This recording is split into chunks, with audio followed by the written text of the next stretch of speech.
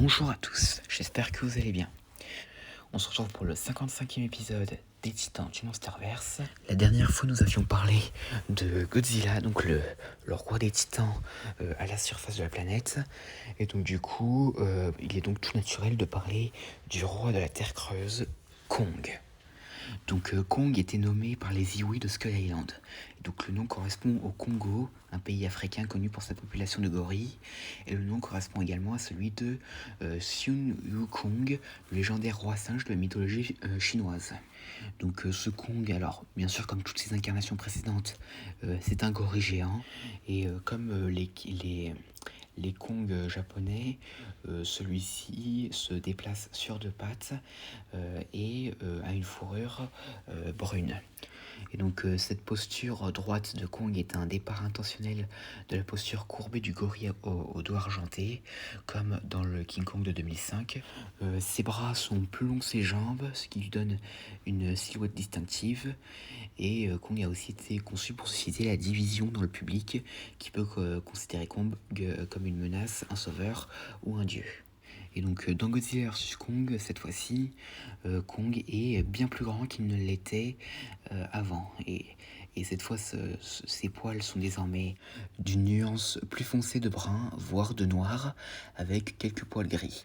Et aussi pour montrer qu'il est un peu âgé, il a aussi une espèce de barbe.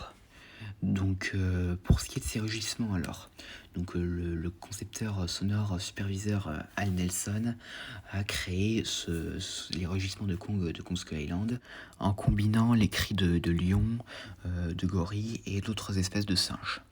Et pour Godzilla vs Kong, les cris de Kong sont des combinaisons de cris de lion, de tigre, de léopard, de gorille, d'ours, de sanglier et d'éléphant. Mais cependant, à un moment donné, il pousse le cri de la version de Kong de 1976. Donc Kong est né à une période inconnue de l'histoire, mais cependant, à sa naissance, ses parents ont été tués par des rampants du crâne. Donc du coup, depuis, Kong a eu une immense haine envers les rampants du crâne, et parce qu'à cause d'eux, il est devenu orphelin pendant toute son enfance.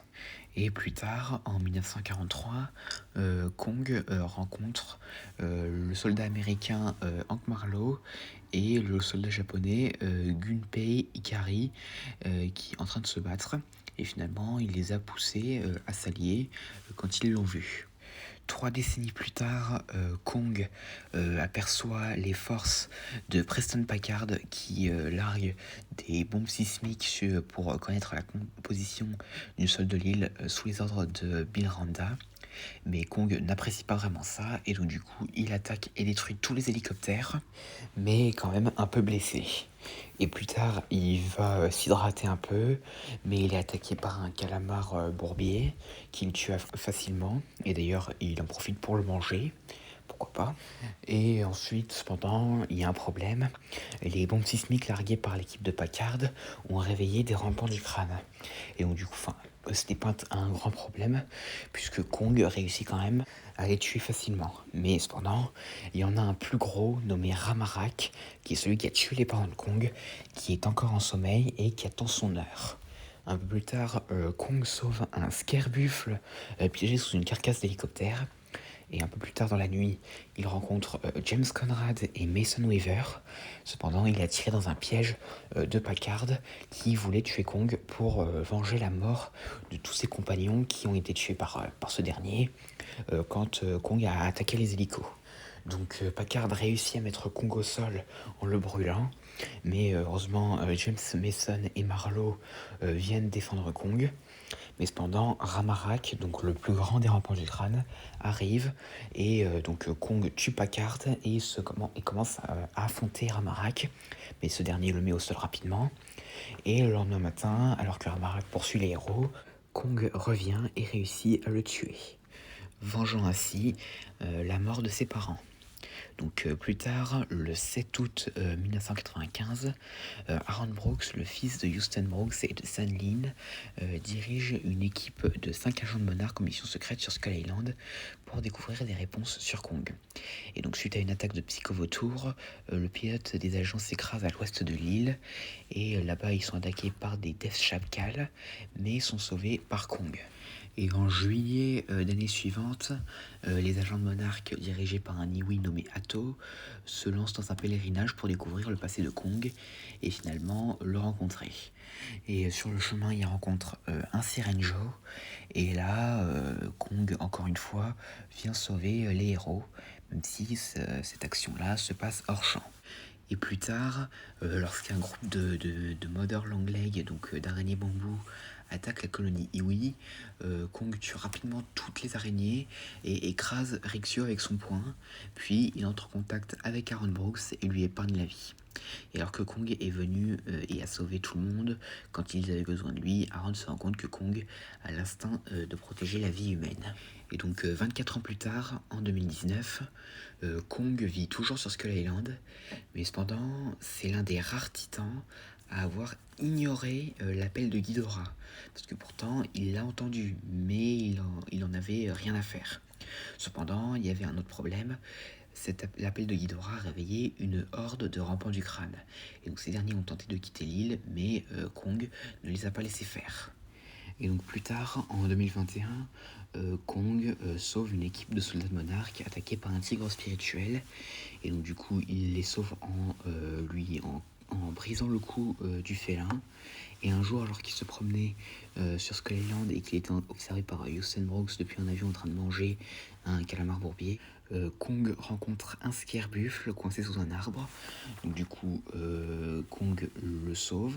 Mais quelques instants après, des psychovautours attaquent. Et donc Kong réussit à les tuer. Mais malheureusement, le scarebuffle est tué accidentellement pendant l'affrontement. Ce qui d'ailleurs rend Kong un peu triste. Et donc plus tard, Kong explore une grotte qui raconte une prophétie Iwi par rapport aux titans Kamazots qui, selon la tradition Iwi, piégera Skull Island dans un royaume de ténèbres éternelles. Et donc du coup, Kong finit par rencontrer Kamazots, et donc il l'affronte, et avec l'aide de la pilote Audrey Burns, il réussit à vaincre Kamazots, et donc du coup Kong l'assomme et la jette dans un trou menant à la Terre creuse. Et donc, mais cependant, l'île avait à moitié été engloutie par la tempête de Ghidorah qui avait été attirée par Kamazots sur l'île. Et plus tard, dans la nuit, Kong observe des hiéroglyphes d'une bataille entre un membre de son espèce et un membre de l'espèce de Godzilla. Et donc 3 ans plus tard, Kong ainsi que quelques autres créatures de Skull Island ont été installées dans un biodôme pour les protéger de la tempête. Et à certains moments, Kong rencontre la jeune Iwi Jia. Cependant, un peu plus tard, Monarch décide de déplacer Kong car il pense que Skull Island n'est plus assez stable pour le soutenir et lui permettre de survivre. Donc du coup, il l'emmène sur un cargo et là, il y rencontre une nouvelle fois Gia, mais aussi Hélène Andros, Nathan Lynn et Maya Simons.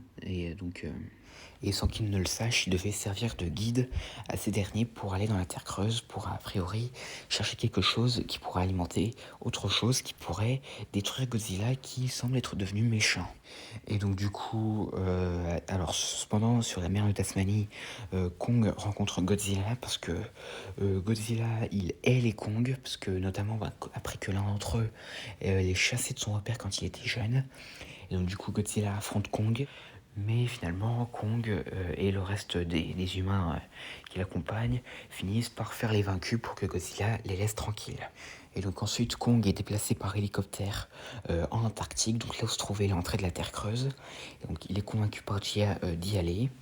Et une fois dedans, il se rue à l'intérieur de la Terre creuse vers quelque chose qui l'attire. Et sur le chemin, il rencontre des Warbas. Et finalement, ils finissent par arriver à un ancien temple dédié aux ancêtres de Kong.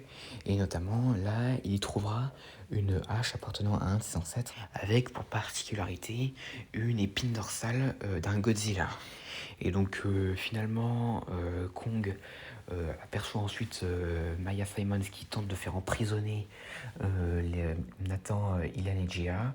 Du coup, il essaie de les défendre, mais cependant, Godzilla, qui a été au-dessus, réveille avec son souffle atomique des Hellhawks, et donc du coup, ces derniers attaquent Kong. Mais finalement, Godzilla fait un trou dans la terre creuse, et donc du coup, Kong le voit d'en bas et décide de remonter pour aller l'affronter. Mais finalement, Godzilla finit par l'emporter. Et plus tard, quand Godzilla se retrouvera face à Mechagodzilla, Kong est réanimé par Nathan Lind et convaincu par Jia d'aller aider Godzilla. Et donc du coup, tous les deux réussissent à détruire Mechagodzilla. Et donc après, Kong fait comprendre à Godzilla qu'il n'est pas quelqu'un qui cherche des ennuis. Et donc du coup, Godzilla retourne dans l'eau et Kong va vivre dans la Terre creuse. Et la suite de son histoire, nous la verrons dans le prochain film. Alors, pour ce qui est de ses capacités, alors déjà Kong, contrairement à certains de ses prédécesseurs, il est très agile et très bon en escalade. Et son agilité lui permet notamment d'éviter à de nombreuses reprises le souffle atomique de Godzilla.